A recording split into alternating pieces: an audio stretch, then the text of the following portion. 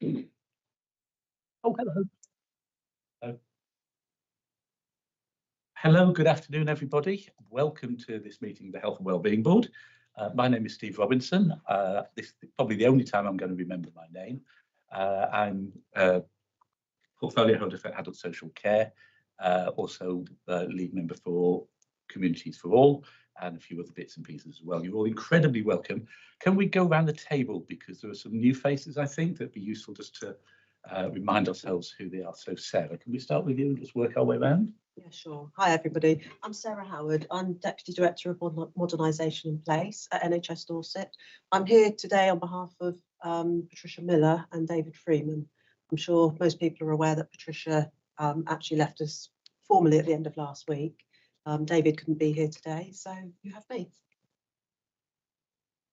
Hello everyone, Ross Ball, Head of Service for Health Education and Commissioning in Children's Services at Dorset Council. I'm here representing Paul Dempsey and Alice Geek. Margaret Guy, Vice Chair of Health Watch Dorset.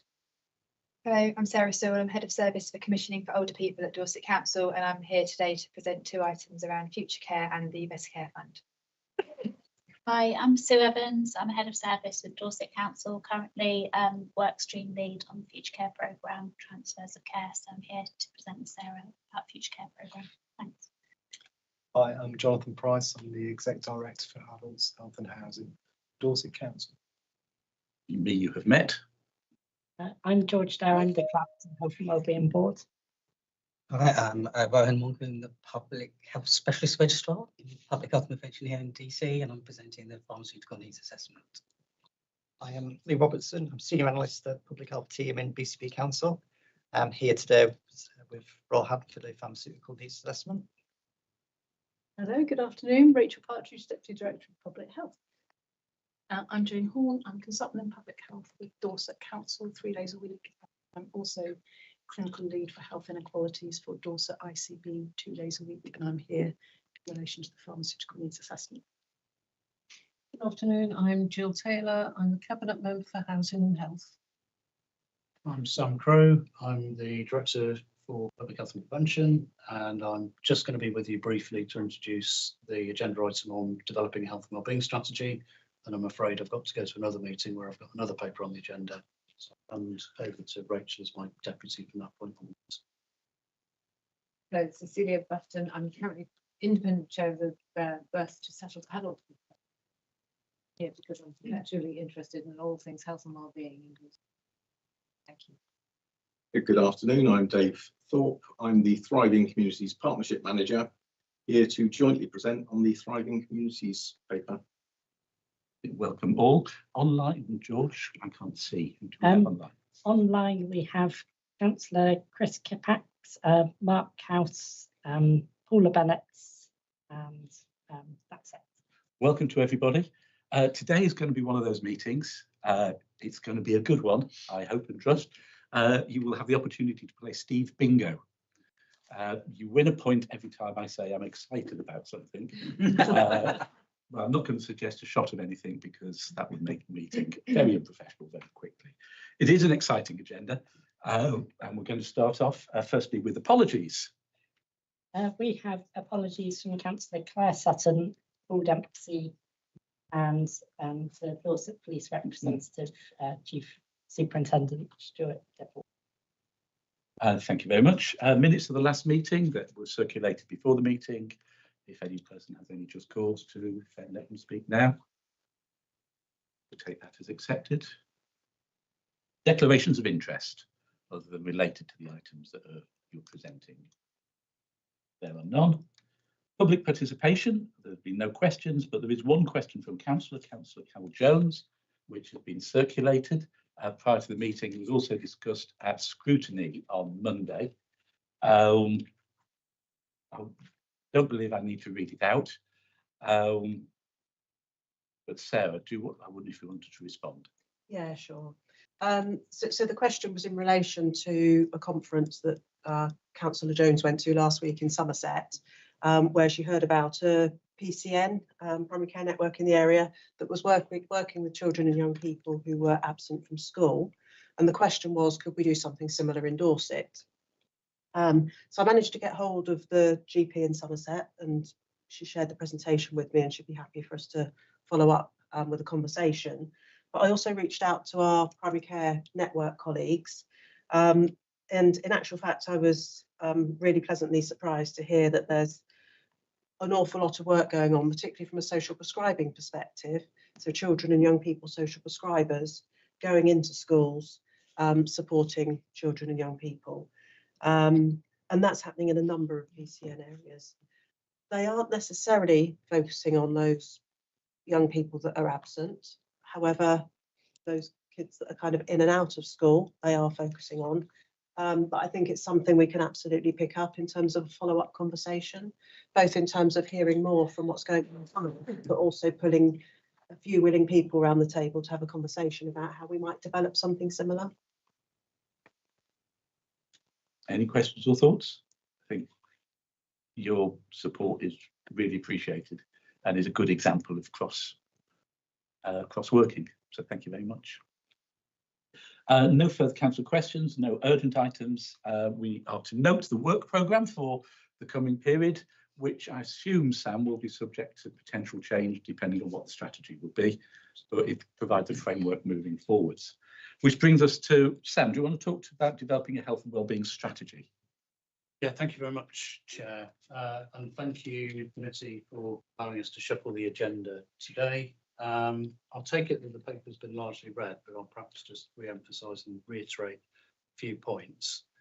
I think it's a really interesting time in the system at the moment, not least because in the summer, the 10-year plan for health was published, and there was also more policy guidance coming out of particularly the NHS at the centre, which effectively said integrated care partnerships, which were a feature of the policy framework that was first launched in 2022, would no longer be considered necessary in systems. And this is all part of the changes that are facing integrated care boards, which have been asked to cluster over a bigger geography. In the summer, we met as an integrated care partnership with the leader, Nick Ireland, the BCP leader, Millie Earle. That meeting effectively agreed that we would disband the integrated care partnership, recognising that the focus going forwards very clearly is on place-based working. And in the context of the Health and Wellbeing Board, that means the footprint of Dorset Council. So I've brought this paper to the Health and Wellbeing Board today, really to start to accelerate how we have a framework through the Health and Wellbeing Board to strategically lead the development programmes that fit within the place. And Sarah will also be interested in this because you've been supporting the early work on the Wave 1 implementation programme for what's called neighbourhood health. So what I've set out here is really just a reminder of the statutory obligations of the Health and Wellbeing Board. We have to have a strategy. It has to be developed by considering joint strategic needs assessments, which we do develop every year and we publish through the board. But in addition, I think we also need to consider the integrated care partnership strategy and some of the objectives in that strategy, because the clear message from the ICP was that that work should be considered and picked up by both health and wellbeing boards. If I kind of go on to talk a little bit about where Dorset Council is, new administration that came in 2024 were very clear with the new council plan that they wanted to see a focus on 4 clear priorities, one of which is communities for all. Steve Robinson, as chair of the Health and Wellbeing Board, has effectively been our cabinet lead for that council plan objective. And as Dorset Council started to think about what that means in terms of the way that the council's changing, we've started to think that we absolutely need an effective place-based partnership under the Health and Wellbeing Board, which effectively becomes the body that looks at the programmes and are the officers, the key officers from across the system to really push forward on that delivery, leaving the Health and Wellbeing Board clear to perhaps challenge, hold us to account, start to identify if there are barriers or any obstacles, how do we remove those, but provide us with that strategic leadership and make sure that we are delivering against the strategy. So that's how that all fits together in my mind, but I'd be interested in thoughts from the Health and Wellbeing Board today. What the paper's recommending and is asking for is for a task and finish group to consider a process for developing that strategy. I don't think it should just be developed by statutory partners. We had a group that was starting to meet to develop the prospectus over the summer. Our recommendation would be to use that group as an initial kernel of people who can now start to think about a strategy framework.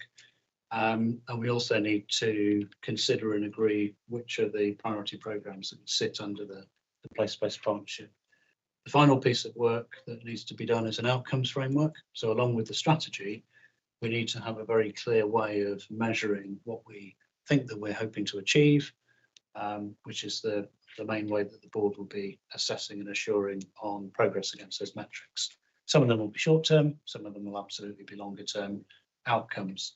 But that's the sort of work as a package. Just looking for a recommendation today for agreement for that task and finish group to be set up and to start to do the work and to bring a draft strategy back to the Health and Wellbeing Board along with the other two supporting pieces of work. Questions, comments? I think it's true to say that in many areas the Health and Wellbeing Board is regarded as a rubber stamping mechanism or just an opportunity to get away from work and thinking for a while. In Dorset, our ambition is to make this a really key focal point, a place where our different sectors do come together and can agree strategies together. The challenge that we face, I think Sarah and I were talking earlier, is actually how do we turn those strategies into actual reality? Because we can leave the room feeling really good, but actually, so what? There's a cabinet member who is not here today that frequently says to me, so what? And what does that achieve?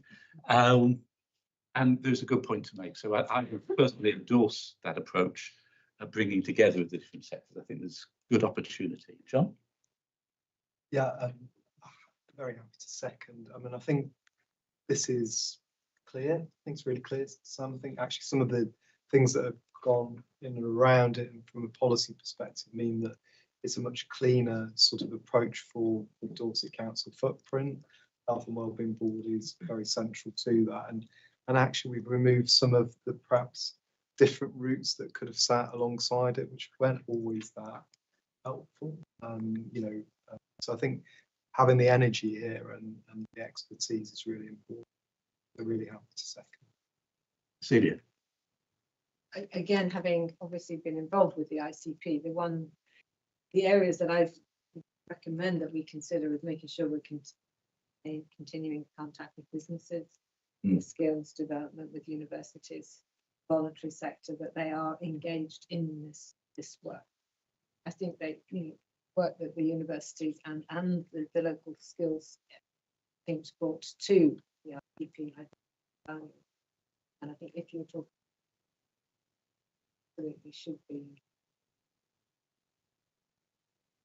I think the voluntary sector goes without saying. I think that anyway, but it's the broad church, I thought, of the ICP that really developed quite a good collaborative way of working. Also helps understand the language around the strategy. They've just been the last discussions that you've had. The term place-based means very little outside of these four walls. So what are we talking about? It's really getting it into a language. Just taking the politics out of it is great. I wish the thought. Sarah? Yeah, thank you. I too, and certainly from an ICB perspective, really welcome Sam's report, because I think we've been having conversation amongst many of us kind of around this room about place-based partnerships and trying to really understand what it means. But I think it's becoming much clearer, and it's becoming what the time is now. And I think that's what you may have put in one of your strap lines, Sam. I think the time is now, particularly with the imminent changes with the ICB and what have you. So really keen that we maintain that place input and footprint from a health perspective before we get swallowed up within this huge integrated care board footprint. So thank you. I do think going forward there is always a risk that with new structures and new systems coming down from government, that actually we end up duplicating roles, which is somewhat something what we had with ICB and ICP and health and wellbeing. So the opportunities to bring together commissioning as well, so that we can work together, I think is an opportunity that would be good. I would actually endorse Cecilia's comment that actually people don't really know what place means. Or worse, it means different things to different people in different rooms. So I like the word community where it's appropriate, if we could include that as a possibility. Any other comments? Then Sam, we release you. We thank you for your work, and we release you to a meeting that I'm sure you would much rather not be at. Everyone. Have a good rest of the meeting. Thank you. Which brings us on to the pharmaceutical needs assessment, which is fascinating. But well, are you leading on that? Yeah, I can do an introduction. Okay, right. So, afternoon, everyone. Thank you, Chair and members of the board, for allowing us this exciting opportunity. So, yes, as a reminder, I'm Rohan. I'm the Specialist Registrar. Jane is my supervisor here in Dorset Council, and I'm presenting a pharmaceutical needs assessment today, along with Lee Robertson, Senior Public Health Analyst, now at BCP Council. So, the P&A also reflects contributions from a wide range of colleagues, which we've listed on for themselves, but it's been overseen by Jane in Dorset, and for BCP, Paul Eberton is our counterpart there, and both directors of public health. And I'd also like to acknowledge Councillor Taylor, who's a portfolio holder for it. So despite the transition to separate public health teams, P&A has been developed as a single joint document for both Dorset Council and BCP Council. That's allowed by the Health and Social Care Act, but it's hopefully we recall agreeing that by both health and wellbeing boards, by both health and wellbeing boards last year, and that promotes consistency across the system. It's a statutory report required every 3 years. For those of you who are unaware, but or learning for the first time, it essentially serves as a tool to regulate market entry. And then we can ensure that new pharmacies are approved only when there's a demonstrable local need, hopefully evidence informed. So we're supporting strategic planning and efforts to reduce inequalities across the county. The process of creating a report followed national guidance and statutory requirements. It's coordinated through a multidisciplinary steering group who help to define the requirements set out by the government standings to better reflect the local, our local needs. It included a mandatory 60-day consultation with stakeholders and the public, where we're now at the end, of course. Feedback from the consultation carefully reviewed. Amendments were made to the original document, and that's the one that you have on the agenda. And a summary of that process is in Appendix 1, which is the consultation report, and that was kindly put together by Nat Morris in sunnier climes, so couldn't be here today. It does provide a snapshot of service provision at the time that we took the data, but it allows for the provision of supplementary statements if there's any subsequent developments in changes to services. We are aware of a number of quality issues, number of potential closures, and we are working quite closely with the commissioners and the ICB to overcome that. But again, it's a snapshot of the data that we had at the time the report was written. So to conclude, our report shows that there are no current or anticipated gaps in pharmaceutical service provision across both DC and BCP. And we are asking the board today to note the consultation process, the end of the process in writing report, and approve the P&A for publication in October, which is when the next report is due, 3 years after the last one. Thank you. Lee, do you want to add any? Did I miss anything? No, I think it covered everything. Yeah, we took a pretty much a systematic and evidence-based approach to the data analysis. We used a whole range of different data sources, including like housing data, population projections, census. Obviously, as Rohan mentioned, we defined this from public consultation as well. Questions? Thank you.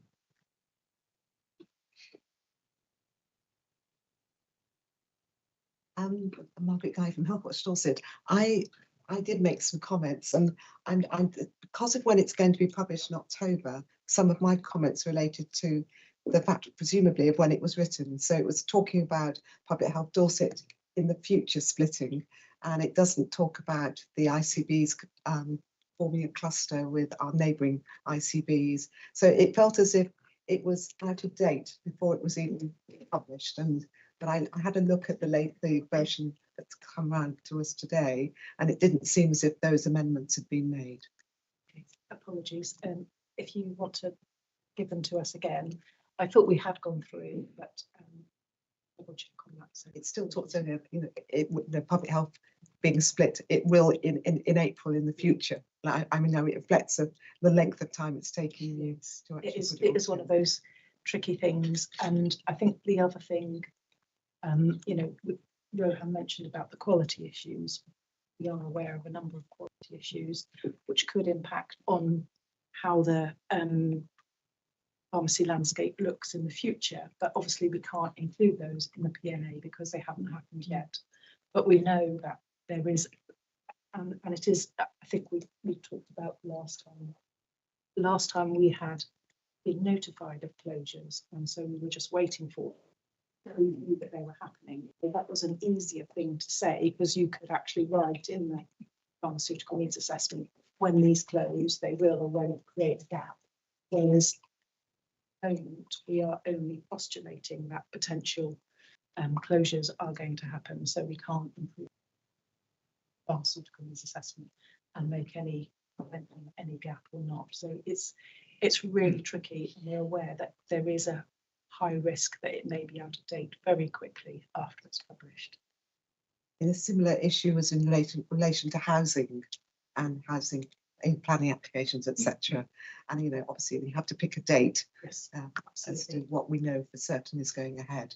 But when you know that there are planning applications in the system that may have an impact, but I understand why you haven't been able to.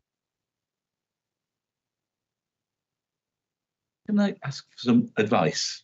We should always go to a pharmacist for advice. I'm appreciating the depth of the report and that it is compliant with the requirements that are placed upon it. As a local councillor, the constant messaging that we're getting from wards is that chemists are closing.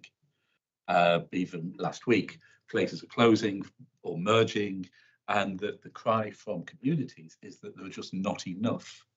Now, appreciating that according to the framework that exists, there are enough, hence the report, I totally get that. The cry from the communities is that there isn't.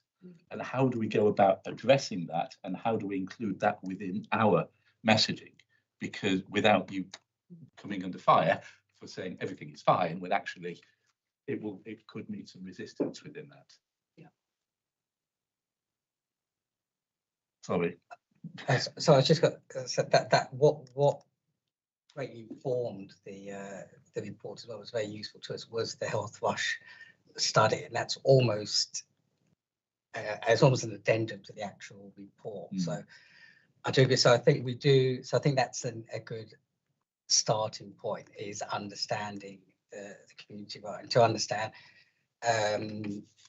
how what the degree, what the issues are that everyone has. If you're looking at individuals, it's going, it may, how appropriate they are for in terms of the report, and then we can understand that there may be an issue there that we had that the report doesn't pick up, but will come under the inequalities approach that we have, and that it's something that would need addressing. So I think better understanding that would help. I think we had an issue before,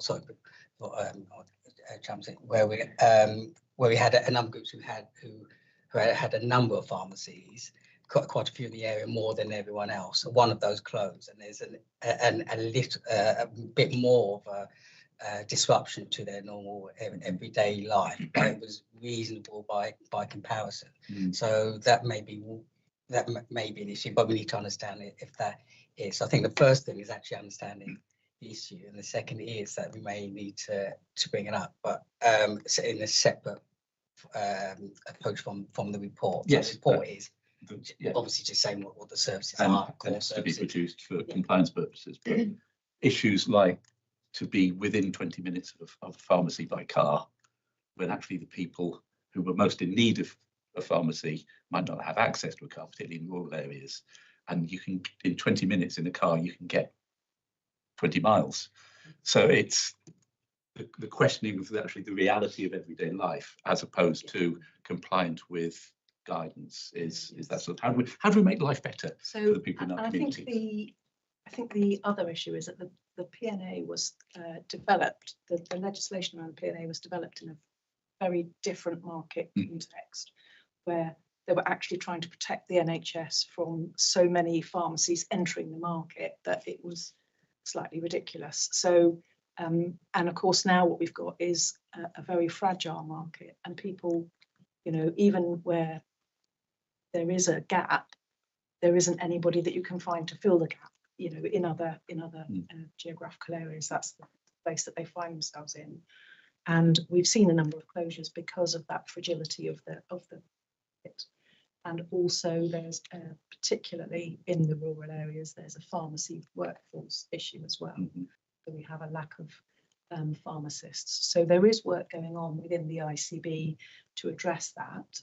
And unfortunately, Paul isn't here today, but I was having some conversation about the potential for the ICB to bring something about the workforce, pharmacy workforce work that they're doing as a separate agenda item, so we can see the kind of work that is going on to try and address those quality issues, rather than the PNA, which is this blunt market entry tool, unfortunately. I know that we all want the same thing. We want local pharmacies in local areas, in principle.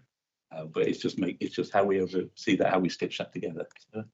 I mean, I was just going to build on what Jane just mentioned, actually, that we do have a commissioning team within the ICB that are looking at the pharmacy need, and certainly looking out for potential closures and looking at the workforce and establishment and what have you. So I think, as Jane says, I think if that would be helpful for a future agenda item, then I can speak to colleagues. It'd be useful to know why are places closing down, what are the barriers to entry. Obviously, workforce is one, make sure. And to build on the theme and just noting, the PNA, it's a huge amount of work. Absolutely. So much data that's gone into it. So thanking the team for that, but also thank you to Health and Wellbeing Board members and stakeholders who replied to the consultation, because it's once every 3 years we have the opportunity to really get that insight and gathering. And going back to the so what question, it's not the purpose of bringing it here to get it signed off, but it's absolutely how we're utilising it in conversation with the ICB, who are the commissioners of the services. So it really is a useful living document, which we're fulfilling our statutory obligations. You have informed this really important tool that helps inform commissioning of services, and we know absolutely in terms of the direction of travel that community pharmacies are, particularly in a county such as ours, are really fundamental for provision of a whole range of services, early intervention and prevention at least. So it is a tool, and it's building on the work. So having a follow-up item linked to this in terms of current state of the nation and future plans feels like a really good evolution of this as a piece of work for the Health and Wellbeing Board. I'd agree with that. I think using this as a foundation document to sort of say, yes, this is something we are concerned about, we're interested in, and we want to support growth and development, I think would be a useful step. So thank you very much. Any other questions, John?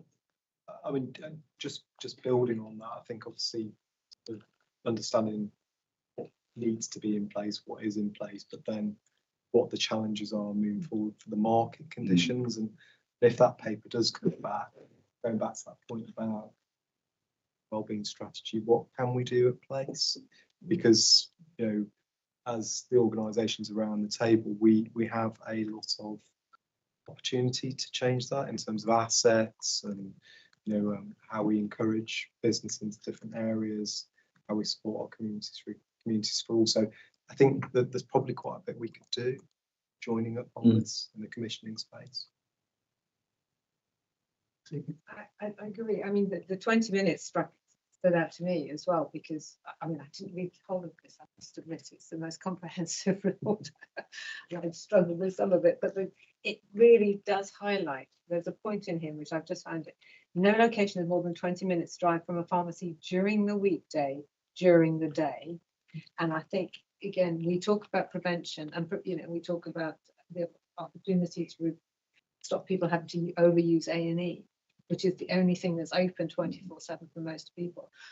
I would be interested to see what happens in areas where pharmacies are more available versus A&E use, because I think, the fact that as a mum or as a carer, you can't access these places. In rural areas, you can't access these places. So what do? You call 111, you use services perhaps that you could otherwise in an area where you could access something better. So to John's point, is there a way of extending? Because even the GP practices, I think, are during the day, during, on weekdays. They're not weekends, they're not evenings, they're not early evenings. Just doesn't read as if we're really giving people what they need in order to achieve the prevention strategy. Pharmacies are supposed to be the place you go for that. Stage. Jill, is this something that you would take on under health? I don't want to step on toes. I think it's been a really good debate, and it was one that I actually had yesterday with, I forgot Jane, with Jane. And I think this is exactly the sort of work that health and wellbeing should be picking up on.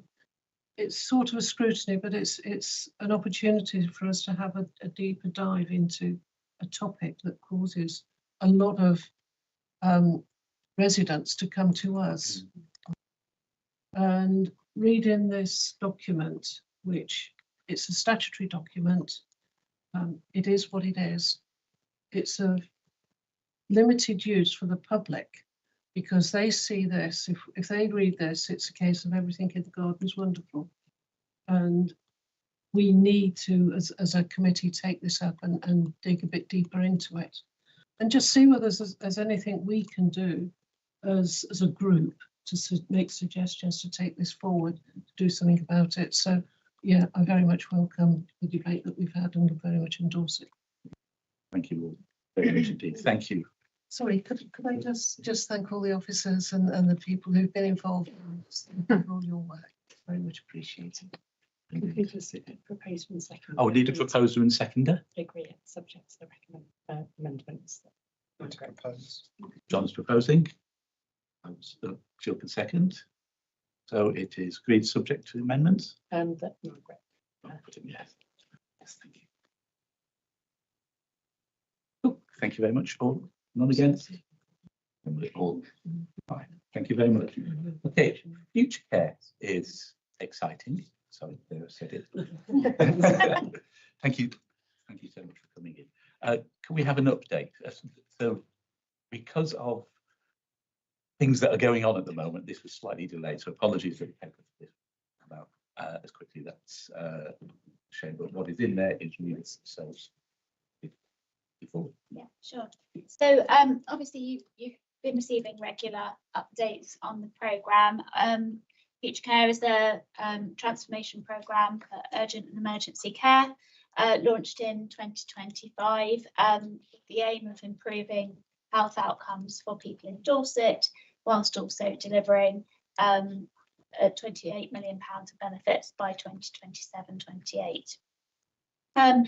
It's a programme that requires partnership, so it involves NHS Dorset, both local councils, BCP and Dorset Council, the Acute Hospital Trust, so University Hospitals Dorset and Dorset County Hospital, as well as community health providers and social care providers, Dorset Healthcare, Care Dorset and Tricuro, and working collaboratively to deliver the transformation. The programme's in quite a challenging delivery phase as we move from identifying the changes that are required and starting to implement them to embedding and then obviously achieving the desired benefits. But we remain on track to achieve significant benefits, and we're now moving into that phase of embedding, which should accelerate the benefits that we're seeing further. So I'm going to give you a bit of an update on a couple of the work streams, and Sarah's going to take you through a couple of the others. There's 4 work streams. An update on the alternatives to admission. So this is around making the right decisions at the front door of the hospital for people that are attending or conveyed to hospital, and the primary focus of that being about how same-day emergency care is utilised for people to avoid admission, so they can receive urgent medical treatment, but closer to home, and to avoid having to become an inpatient in hospital.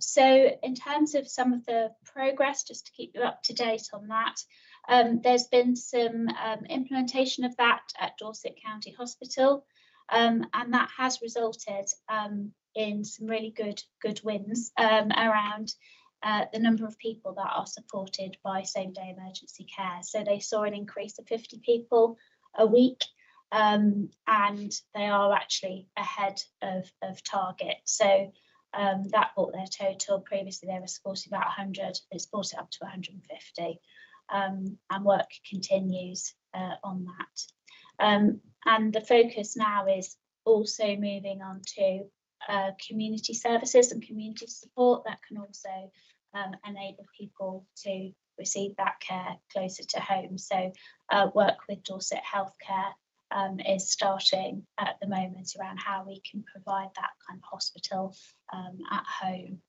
support to people.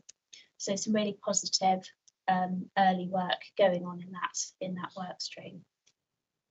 The transfers of care work stream is kind of looking at what happens to people from the point they're admitted to when they leave, aiming to increase the number of people who can return home and reduce those delays where people no longer clinically need to be in hospital but are delayed for various reasons. So aiming to reduce that whilst also supporting more people to return home as opposed to bed-based settings. We've set up multi-agency transfer of care hubs at both Dorset County Hospital and at University Hospitals Dorset, and through that those are multi-agency hubs where people are working together to enable the right things to happen for people to be able to leave earlier and reduce the length of time they spend in hospital and the impacts that can have on people.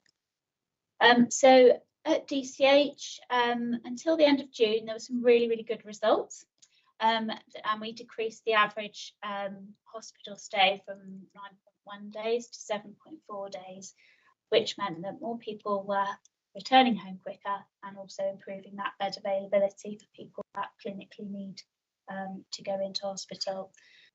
That over the summer had some bumps, and we didn't maintain that, but coming out of summer and particularly August, joint working has started to address that, and we're seeing an improving position again. So I think we're confident that was a blip along the way, and we're returning to meeting targets again. So just to assure people that where residents of Dorset are going to other hospitals, so Salisbury, Yeovil, those people are also receiving the same multi-agency approach to their discharge planning through using those hubs, even though we don't have separate hubs at those outlying hospitals, but people are receiving the same multi-agency response. So at this point, we are at a position where we're trying to really embed those changes and how agencies operate together and work to have different ways of working that accelerate that kind of the changes we're trying to make around making sure people go home to the right places for them and reduce their stays further. And we're just in the process of recruiting, hopefully successfully in October, to a new top leadership role, which is a role which will work across all agencies to support the leadership in both those transfer of care hubs. Okay, thank you. So the next work stream, just to give you a quick update on, is the home-based intermediate care work stream. So through this work stream, we're wanting to improve the effectiveness of the short-term care that we're able to offer people at home. So we're focusing on being able to release more of that capacity so we can help more people, and also making sure that that capacity is really focused at supporting people to regain and maintain their independence, which will reduce their longer-term levels of care need. And we're making some good progress moving forward in this space, and the number of people that are receiving that reablement has already increased, and we're ahead of the forecast for this work stream, I'm pleased to report. And we're also kind of getting towards the point of meeting that increased effectiveness target. So effectiveness is looking at that reduced care need, so that the amount of care a person needs at the beginning of their reablement support versus what that's reduced to at the end of their stay on that service. We've introduced a new reablement app, which we're piloting with Tricero and Care Dorset from this week. And that's an app, a goal scoring app that is used by the care workers, the reablement workers, and it helps provide a more enhanced approach to goal-focused reablement activity. So what that does is it makes a more consistent approach to how that reabling care is provided to that person, and really gets that person involved in what their goals are, and focuses individuals on what they want to achieve at the end of their reablement goal, their reablement period. And it also, really importantly, improves oversight for the reablement workers that are the managers that are overseeing those people on their caseload. It gives up sort of a wider view of everyone on that caseload, enables swifter decision making, so that when someone is ready to finish their reablement journey, they can be stepped down quickly and that care released for the next person that's waiting. In addition, if somebody isn't meeting their goals as quickly as was anticipated, support can be moved in to support that person to kind of understand what's going on and respond to any escalating or deteriorating needs. In the bed-based space, what we're working on here is improving outcomes for people who are being supported in intermediate care beds. So really looking at reducing the length of stay that people are in beds, so we can kind of move those people on and support them onto where their long-term care setting will be, hopefully at home. There was some targeted work that started in July across the community hospital wards and Coastal Lodge, which is a reablement site in the Tricero, run by Tricero in the BCP area.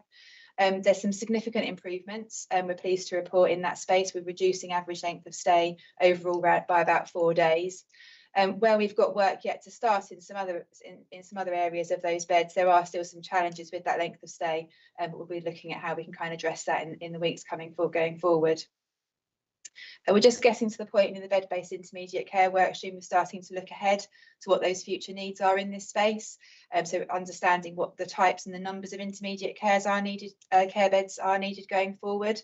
So we can kind of understand what we kind of need that sort of longer term vision to look like. And we're hoping to bring more of an update back to the board in November around that. We don't expect that there'll be big changes in the DC area. We expect that to be limited initially, and that will give us that time to kind of plan that longer term vision around intermediate care and linking that into that neighbourhood teams programme as well. And finally, just wanted to kind of give you a bit of an update in terms of the work that we're doing with the VCSE network in this space and with other partners. So we have a reference group that we've established, and as workstream leads, we met with them a few weeks ago just to kind of go through in detail where we're at with our work streams, and to kind of take any kind of feedback and consideration on kind of how we move things forward and how we kind of really improve our engagement in that space. And we've got an event at the Dorford Centre just up the road on the 8th of October, where we hope to kind of extend that opportunity for engagement further. And on a day-to-day basis, that kind of work with VCSE leads is really kind of engaged in that operational kind of activity. So the work that Sue's described in the TOC hub, we have VCSE representatives involved in kind of supporting that discharge activity and making some really effective discharge solutions for individuals. And then finally, just alongside the sort of the P2, the bed-based operational improvements that have been made, we've been running some listening events at the community hospitals and at the local authority reablement bed sites to really understand from staff and individuals what's happening in there, and some lived experience conversations as well, as I say, with patients and families that have been supported across those sites. So the recommendation today is just to ask that you continue to support the work that we're doing and kind of recognise the benefits that the programme will bring as we kind of work continue to work through. Comments, thoughts, questions? Explanation of all those three-letter acronyms. Yeah, sorry, try to avoid that. I suppose really, I think it's quite important to say it's great to see such progress. I mean, I know it's early on in the programme. We've only really been up and running since January, so these are the signs of, you know, delivering, and that's great. And it's a shame, anyways, Patricia's not here today, because I think, you know, as we've been on this journey with, you know, what is a very, very complicated, you know, partnership arrangement, lots of, you know, agreements in place. We've got this up and running, and it's starting to deliver. And, you know, I think Patricia, you know, must take a huge amount of credit for that. So it is a shame today where we start to see the performance coming through that she's not here, but I wanted to say that. And well done. It's really nice. As much as I like Newton, it's really nice to have our own people presenting this as well. So well done to both Sue and Sarah. I went to the TOC hub, Transfer of Care hub, months ago, a while ago. It was fantastic. It's one of those things where you just think, if only everybody could just get together and sort it all out on a patient by patient scale. And that's what they were doing in a phenomenally small space around a very small table. But the representatives of each agency there, voluntary sector, adult social care, NHS, working together in a way that was really exemplary. So it is truly something to be really excited about. Maintaining it is going to be a challenge, and keeping that culture going, which I think is what happened during August, is that people went back to the old ways of doing things because it was easy to do and people went all on holiday. So keeping that going forward is going to be the challenge, given staff turnover and the need to keep reminding people that we don't do it that way anymore. But I think what the work that you're doing is outstanding, not just in terms of the budget that it's saving, but in terms of the lives that it's changing. So thank you again very much for that. We look forward to the next report. Cecilia. I was interested, you've got a reablement app, is that correct? Yeah. Interesting. I was interested to see how that's working, especially with the cohort of patients that you're likely to be, how that's doing. I mean, I worked at Tunstall a few years ago. Technology-enabled care was exactly the route that we're taking. So it's fabulous to hear. Okay. Because the patient won't go into all the details of it, but I'm really interested in understanding if the patient actually gets to say what their goals are, or if that's set by the physician, or that how they know that they've achieved it. Because so often the things that really set people right up on my course afterwards. I know I've hit my goals because I decided beforehand to see that program. So that for me is exciting. It is really interesting. I can just give a bit of detail if that's helpful now. So the goals that the reablement workers set in the app are done through conversation with the individual as part of the first visit. When the person gets home, part of the care planning includes the setting of those goals. So it's an agreement with that person and their family, if the person wants their family to be involved in that. So really clear setting about what they expect those goals to be. And then once they're set at every visit, once the care worker has been in and supported that person to do those, to be clear about those goals, they score very quickly within an app that the care worker has on their tablet or their phone. That's obviously issued through their work arrangements, do their scoring, and then that allows the reablement agency to then track that person's progress against those goals, and then the overall manager can see that progress through a bigger dashboard, so it gives that better oversight of the caseload as well. Can the person see their progress as well? They don't have access to the app themselves, which is something that is something that in the longer term we need to consider, but they will, obviously there's conversation with the person, and they can see what's been put into that app if they wanted to see that. Great to hear. Thank you for that. Yeah, it's really that's makes such a difference. See that. Thank you very much. Just to say, I was very pleased to be involved in some of the lived experience conversations. I talked to 3 people at Swanage Hospital, and I think it's just they enjoyed having the opportunity to tell their stories, but they were very interesting stories as well. So I think that sort of be able to do that and to make sure that we are listening to people's experiences of going through the care. It's so important. Love it. People feeling respected, included. It's wonderful. Just say really great update and such progress. And I agree, it's really great hearing it from people from the Dorset system talking about the work that we are doing, transforming services for residents in Dorset. So that feels like a really exciting point, but absolutely don't underestimate the hard yards that have taken to get this far, but also making that culture change and that way of working stick. So I say that by way of introducing the suggestion that it's absolutely ripe as a partnership piece of work to be continued to be within the place-based partnership work programme, health and wellbeing strategy as a kind of key deliverable. If other colleagues in the Health and Wellbeing Board agree, it feels like that's absolutely one of those things that we should continue to keep support and energy and challenge, because it's transformational stuff. So it was a suggestion, but also recognition of the work to date and the continued work that we needed. Absolutely. Paula. Hi, I just wanted to sorry, turn my camera off. That really was quite scary. I just really wanted to mention about the event on the 8th of October at the Dorford Centre. It's actually the second event that's been run in partnership with the voluntary sector. And it's a really new model that's being used, which is one where the statutory partners set out the stake, sort of set out the marketplace. So they set out their stalls and the voluntary sector go to them to find out what's going on, to talk to them, and to have a conversation. And it's really nice. Was very engaged last time, lots of conversations happening, but it's a really good opportunity for small grassroots voluntary sector organisations to hear about things like future care, which they might not necessarily come into contact with otherwise. So yeah, quite excited about the event in October, but the first one that we had was really well attended and really good turnout from all the different partnerships and different projects that are running across the system. So yeah, some really nice integrated work going on. Thank you very much indeed. Thank you. Moving on to the Better Care Fund Q1 template 25-26. Sarah is going to present this.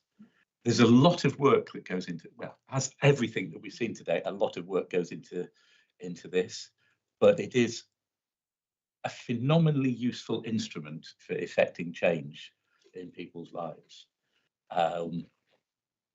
And very often we don't give it enough attention. So Sarah's done a presentation that we're now going to hear. Yeah, thank you. Thanks very much. So the report that you have today is the seeking retrospective endorsement of the Q1 template that we submitted back in August. So just wanted to kind of just give you a couple of headlines from that template and also an update on kind of the work that we're doing, kind of looking forward to the new financial year and some also the reform that's expected around the BCF policy. So you'll be familiar with the template in your packet, Appendix A. By way of a quick reminder, the BCF contains expenditure of around 156 million across our health and social care services. It spans a whole range of services. We've kind of done some quite deep dives into this before, but by way of a reminder, kind of from the statutory elements of disabled facilities grants to care placements, our carers contracts, equipment and tech that goes into people's homes to support independence, to our intermediate care services that we've just been discussing. So really far-reaching contracts that and staffing arrangements that we fund through this mechanism. So as I say, the Appendix A is the template that we submitted back in August. Really pleased to report that we reported a very positive position. So we're on track to meet our Q1 performance targets around the three areas that are listed on the presentation slide there. And as well with our expenditure, we're spending against all of those schemes in line with our plan. What we have found with our reporting templates for NHSE this year is that they are a bit more flexible. So there is an opportunity to update our metrics mid-year if necessary. So residential admissions, we look like we could be ahead on that, so we can look to stretch our target if we want to, and we've got ways that if we fall behind on anything, we can kind of consider whether or not we want to make changes in year to adjust it, and have those conversations with our BCF leads as to what's going on and kind of driving any of those performance indicators. So as we kind of look forward to the next financial year, we are expecting that the BCF policy will be reformed from next year, aligning to the priorities of the 10-year health plan. Focus is expected to be around ensuring that those joint NHS and local authority funding arrangements for those essential health and social care services around kind of hospital discharge, intermediate care, rehab and reablement, that the focus remains on those services, and that there's close links, as you'd expect, to the integrated neighbourhood teams work that's going on as well. So we do await the finer kind of details from the national team about what that looks like, but we've got those kind of open communications, and we're waiting for information from our contacts in that space. In terms of what that means locally in Dorset, we believe that we're already quite well aligned to those expected priorities. We've brought to the board before kind of the work in our narrative document for this financial year around the work, particularly in the intermediate care space that we've been looking at, and how we've aligned many of our prevention initiatives into the Better Care Fund as well. So I think we're in quite a positive position as we start to look forward to developing our 26-27 plan. We've got live conversations across local authority and NHS Dorset around what that plan would look like. I just wanted to highlight that we're not expecting any new Better Care Fund money, so we will need to release money for reinvestment, and that may take some time. We've got long-standing agreements within our BCF, so we will need to kind of make longer-term plans for how we start to shift that money around. So we have brought additional contributions, as we call them, into the BCF. So we'll need to look at how we kind of over time move those additional contribution lines into the core BCF investment. But we'll keep the board updated with our plans as we work that through. So that was kind of really the information to bring to you today. So by way of summary, the recommendation is that you please endorse the reporting template for Q1 that was submitted under delegated authority. That's a lot of information. Thoughts, comments, or shall we just move to formally note? Then we are formally noted. Oh, we have to propose to formally note something. Well, you're not noting, you're agreeing. Oh, okay. But yes, you need a proposal. George says. Seconded. All in favour? Then we'll all agree. What would I do without you, George? Thank you. Thank you very much. So thank you again. There's so much work that goes into that I do feel we should give you longer each time, but I know that you probably dread that. And Sue, thank you very much. Thank you. Thank you. Dave, Thriving Communities. You're presenting, Rachel presenting? We're going to do a double act. It's double act. I'm going to lean heavily. Who is Tess and who is Claudia? I'm definitely going to lean very heavily on Dave, and also invite colleagues in who have been part of the journey of Thriving Communities to date. So Paula, recognise you're there as well. So this report was very much an update. It was a request. We've had it on the plan to bring back to you how far we have got in terms of the implementation and establishment of Thriving Communities Foundation. So Dave has kindly produced a presentation which I think has been shared with George. I look optimistically at my learned colleagues, but I will continue to talk. And for board members, this has been very much a project that has been born out of the Health and Wellbeing Board in Dorset, and it's something that I'm going to use your phrase, Chairman, in terms of very excited by. It's been a great thing to be part of, because we really have built this collectively together and forging a new way of working with the ambition of testing how this is going to work for a Dorset environment. So for those of you that were back in June 2023, was brought a paper, and I'm looking at John and Sam proposed this approach for looking at a new way of supporting the infrastructure, supporting voluntary and community sector to support communities working in their places, in their communities, to allow people to support older people to thrive. So there has been a whole journey to this point in time to really understand, test, engage, supported as well by a Thriving Communities reference group. And I really labour that point because I absolutely have really felt proud and valued the contribution of having voluntary and community sector, as well as key statutory stakeholders, some of which are around the table, and also elected members to help shape and steer this project to really truly be a collective piece of work. And my filibustering and being suitably effusive has allowed the presentation to catch up. But it's absolutely been a great journey today, and it's such an important opportunity to come back and tell the board what we've been up to, where we've got to, and what happens next. So that's the spirit of what this presentation's about. As I've already noted, this piece of work we have deliberately taken time over. So June 2023 feels like a lifetime ago in some ways, but it's gone by in the blink of an eye. But we have deliberately and purposefully taken time to engage.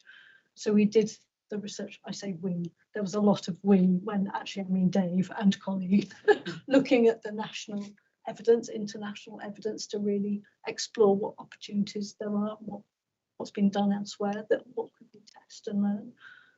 Importantly, we've also done a huge amount of engagement with voluntary and community sector and communities and residents in our Dorset villages, town halls, village halls, to really get an understanding of what it feels like now, what are the gaps, and what do we need to address by doing this piece of work. So it's been a huge undertaking, and I'm really grateful for the work that the voluntary and community sector played in that, not least through VCSA and also the infrastructure organisations that were absolutely key in gathering together elements of the information. So we're working to collect the feedback from our communities to develop this model. It sounds like I've been talking for a long time. Again, it belies the enormous amounts of time, effort, and insight that's been gathered. I think it was 250 individual members of the community and over 75 voluntary and community groups that have contributed to helping us shape this. So significant investment of time and energy. Have I mentioned it's collaborative? Yeah, so very much we've got to that stage. We've now got to the stage of implementation. So this is where I hand over Dave to talk us.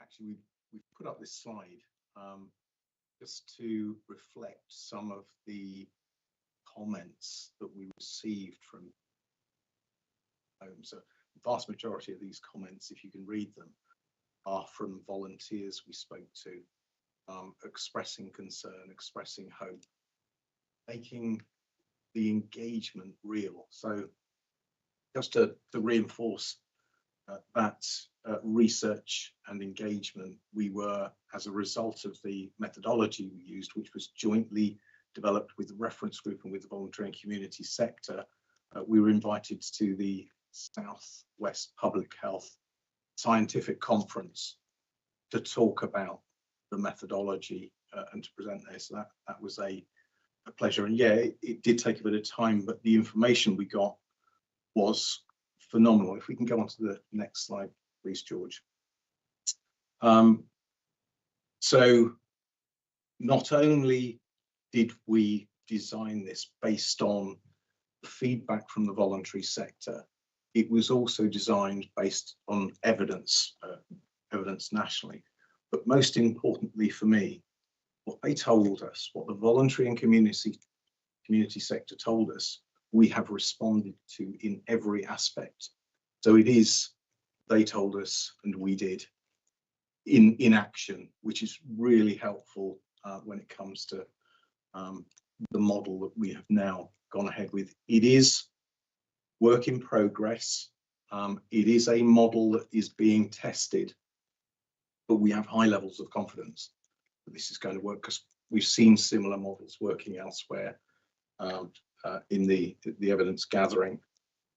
And it's fully aligned to the original health and wellbeing report and delivered on budget. That original fairly tight budget. So what are we going to do, and how are we going to do it? We have now got a single organisation which connects with a series of other organisations that support older people. Go back to COVID, we didn't know which groups were sustainable, which groups had governance documents, which groups had safeguarding, where the groups were, what they were called, who was running them, whether they would be able to stand up, etc., etc., etc. We now have a single point of entry into the sector, and we will have networks of groups that have certain standards and are working with us so that we communicate and can communicate really simply with them, and they can feed back to us through this one point of contact. One of the major things that we got was, we don't understand your organisations from the sector looking in at us. We move, we shift, SANs shift about all over the place. They don't know how to engage with us. We are complex. Equally, when we look out at 3,500 groups and organisations, we don't know which ones to contact. This absolutely simplifies this. Other things they told us: reduce the bureaucracy, simplify the funding, simplify the reporting. And that's what we've done through this process. We've got one organisation which will help them. We're even talking about applications which are incredibly complex for voluntary organisations, people who volunteer to do this. We're talking about doing applications using technology. So it's a conversation rather than an application form, because what they said was, we want to do the good stuff that we're good at. We want to run the lunch club, but we don't want to be sat for hours filling forms in. So we've simplified that. We are going to share training, share best practice. We found examples, I talked about this last time, we found examples where in one village there was brilliant work going on, but there was succession planning, there was partnership working, there was just a brilliant small organisation learning and really doing great things. So its lunch club had 70 to 80 people coming each time. A couple of villages along, the same demographic, the same enthusiasm, but they didn't know how to do things. So they were talking about struggling with communicating, struggling about letting older people know they were there. Well, let's share that best practice. So bring the networks together. Another strong message: use trusted people. Don't try and helicopter in a new idea or what you think is the answer. We're probably doing it, but we're really fragile. So fund us for some of our core costs. And that's what we're going to do. It'll be small grants because the budget was small, but it's small grants allowing them to do what they do well. And it enables a response in volume. So if we have a particular issue for older people and we want the voluntary and community sector to do preventative work or supportive work, we can now communicate in volume to them and they can respond in volume. Next slide, please. So the voluntary and community sector now lead this. So this is moved from a project. It's not being delivered by the council or public health or the combination two now. It's being led by the voluntary and community sector. In fact, next time I would suggest they come here and an update, assuming that there is a next time, depending on the recommendation. So they lead. We've awarded a 2-year contract to deliver 3 networks in 3 areas aligned directly to the integrated neighbourhood team development. We are working not only alongside that, but with the reference group, which is had huge impact on this. We're linked to future care within the reference group, age-friendly communities. within the reference group and making much more of an impact on that, and bringing other programs in. So that lead voluntary and community sector organisation is going to have a system which is accountable to award small grants. They are then going to work with these small organisations and help them develop and grow and become more resilient, learn from best practice and be able to deliver more services for all the people, so that we're doing more preventative stuff in the communities, doing the things they want to do, and they're not being quite so worried about who's going to replace me when I have to retire. So type of things they're going to be doing, obviously networking, joint training, peer mentoring, action planning, performance measurement, both of the smaller organisations that form part of the network and the coordinating organisation through regular reviews. We will retain oversight with the multi-agency reference group to ensure we're delivering in the way we want. And then there's going to be a 12-month independent evaluation actually done by the voluntary and community sector and Paula and her team, so that we can bring back a report to the Health and Wellbeing Board to update on the progress, because this is a foundation phase. It's in 3 areas only. Those are relatively small in terms of Dorset Council reach and the need within Dorset Council. So we're proving the concept, which from research we know is highly likely to be successful. It's going to be really well received. We've already got 40 groups and organisations having contacted the Volunteer Centre Dorset, who are the coordinating group, wanting to be involved, even from other areas that are not in those first 3 foundation phase areas. So I'm going to hand back to Rachel for the final slide and the recommendation. There's the double act in full swing. The choreography. Fundamentally,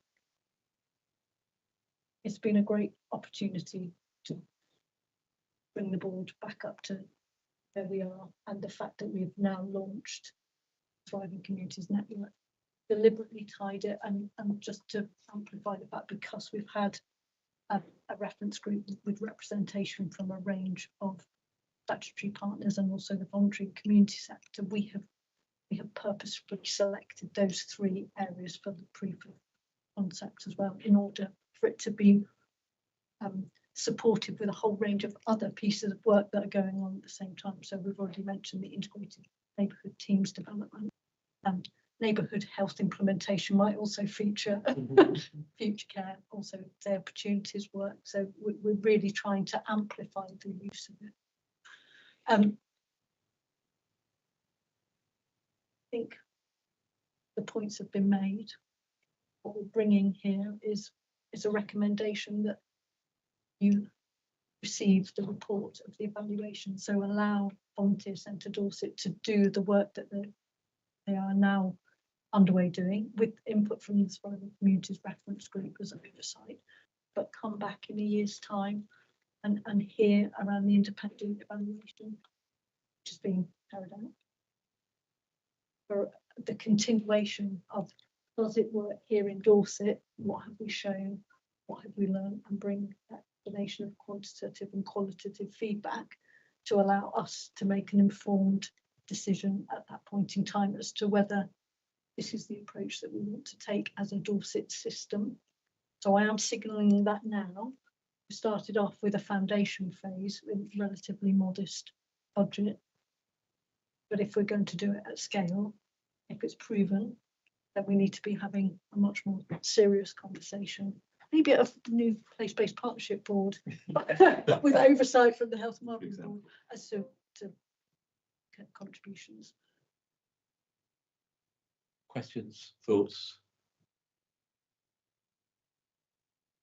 The one thing that really concerns me is something that Dave said, who is going to replace someone when they retire within the system, and that is something that concerns me too.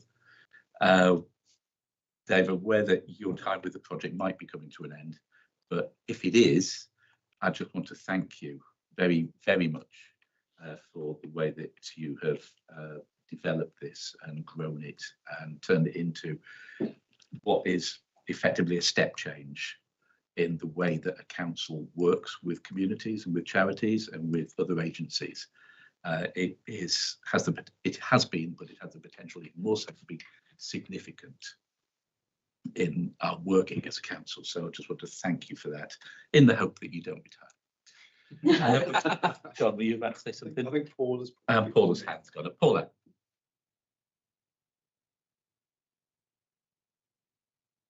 Too quiet this time, Paula. Sorted out my camera, didn't take off my mic. Okay. First of all, I'd just like to reiterate your thanks to Dave. This has been a really grassroots research-led development, spearheaded by Dave really, in getting all of the partners involved. And collaborative work is not as easy as it sounds on paper, and it doesn't sound particularly easy on paper, but doing it in practice really has very special skills that are needed. So thank you, Dave, for that work that you did. I wanted to just highlight just a couple of things from the presentation. The first one being about the ability to respond by volume. And we often talk about volume in numbers. So we talk about how many people filled in a survey or how many people turn up to an event. But actually, volume has a lot more to do with range. What's the range of people? What's the sphere across Dorset that you're really getting a sense check from people? And when you're talking about micro networking at a village level, then the kind of volume that is coming back is immense and gives incredible depth to any of the work that comes back. So these micro networks are a really innovative piece of work and a really innovative piece of practice that the Volunteer Centre are putting in place. The other thing is there's a lot of talk about outcome-based commissioning. It features in the 10-year plan with for the NHS, but it features really across the board, a lot of people talking about it. But if we look at the way that the funding is being operated as part of the Thriving Communities, is a good exemplar of how outcome-based commissioning can work. And that is allowing the groups to be able to determine the activity that they do because they know their groups best, but setting the outcomes as part of the commissioning strategy. So somebody needs to demonstrate that the lunch club that they offer meets an outcome of making people feel connected or linking people to services in their local community. And so it's a really good exemplar of how to do that, and how to do it at its absolute best is not to have a one-size-fits-all approach to funding, but actually to make sure that it meets the needs not just of the project itself, but also the people that will be delivering. So I think there's a lot of learning, and hopefully that will come out in the evaluation, but a lot of work around that outcome-based. Allow the groups to decide the activity. They know what they're doing. They've been doing it for years in many cases, but actually support the core funding and support them in being able to demonstrate that they're meeting the outcomes. So it's just a couple of extra points, but thank you.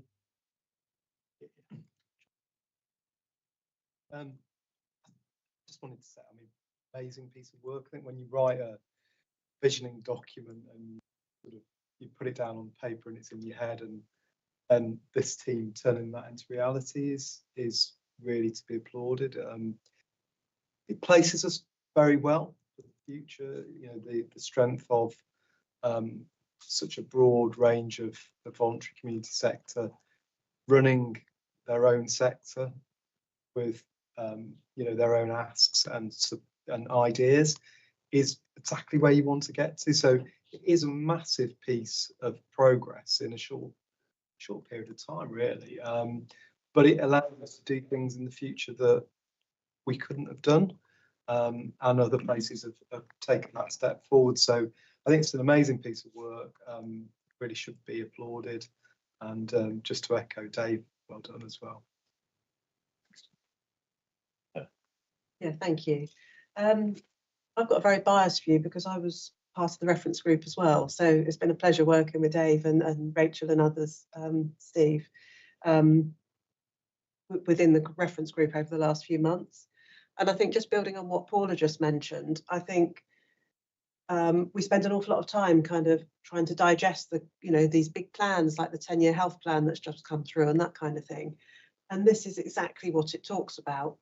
And I think it's great to know that we're kind of ahead of the curve and making this kind of leap of faith in a way to say to communities or allow communities and then volunteers and voluntary sector organisations to really drive that community neighbourhood way of working. So I just think it's brilliant. It's really putting into action what we're reading is the theory in terms of what we should be doing. And I think obviously this piece of work is specifically focused on older people, but I always also like to highlight the work of the local alliance groups focusing on children and young people, and think that the concept there is very reminiscent of the work and the way that we're going about this with the thriving communities in terms of allowing localities, very local areas, with a pot of funding, small pot of funding, to think about what's important to the local community. So I think it's amazing to see that this is happening now for, focusing on children and young people, but also now focusing on older people as well, and really getting that kind of bottom-up community buy-in. So I think we would not just note, we would endorse the work, and also note, Rachel, your work as chairing the committee as well, which is difficult when you're working across multiple agencies, challenging to say the least, at a time when you've had some changes in your role as well within the council. So thank you very much for what you've done within that. Thank you, everybody. We look forward to the future, which brings us to the final item on the agenda today, age-friendly communities, which ties in very neatly with thriving. John, you're going to present to that. I am, yeah. So I think, good sort of reorganisation of the agenda today, I think. Paper's been brought forward, has been through the overview function in the council and is going to cabinet. So really think it's important for the Health and Wellbeing Board to be cited on this. And again, I think, excited is a term that I will use around this, because what we set out really here is our ambition around ageing well in this area.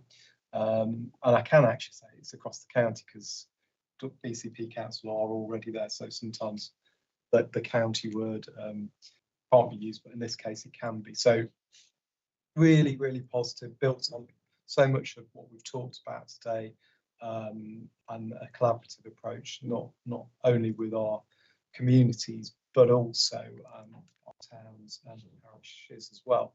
So really this brings in another dimension to Sarah's comments around neighbourhoods, and we need to do this in this area with our demographic challenges. We've got huge value in our communities, and this piece of work looks to bring that out.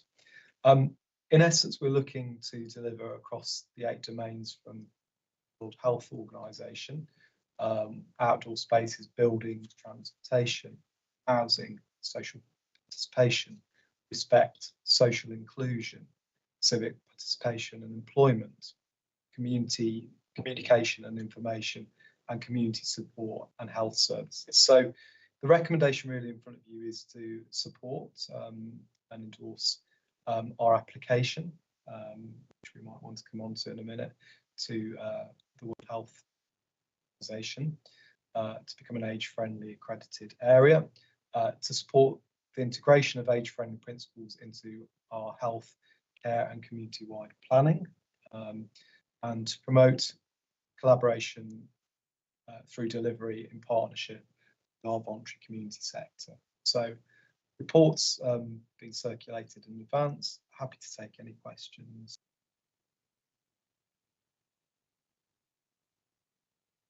Floor is open. It is vaguely possible that I have mentioned this to 1 or 2 people previously.